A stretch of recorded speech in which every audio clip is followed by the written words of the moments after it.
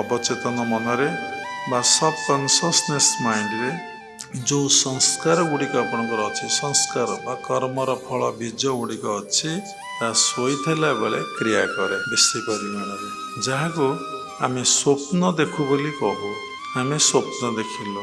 ସ୍ୱପ୍ନଟା ତ ଶୋଇଛ କେମିତି ଆସିଲା ନା ତମ ଅବଚେତନ ମନରେ ଯେଉଁ ସଂସ୍କାର ଗୁଡ଼ିକ ଅଛି ସେଗୁଡ଼ିକ ସ୍ୱପ୍ନ ଆକାରରେ ଦେଖାଯାଏ। ଯାହାର ଯେଭଳି ସଂସ୍କାର ଅଛି, ଯିଏ ଯେମିତି କର୍ମ କରି ଆସିଛି, ସେଗୁଡ଼ିକ ତା ଭିତରେ ଷ୍ଟୋର ହେଇ ଅଛି, ଯାହାକୁ ଯୋଗ ଭାଷାରେ କୁହାଯାଏ ବୃତ୍ତି।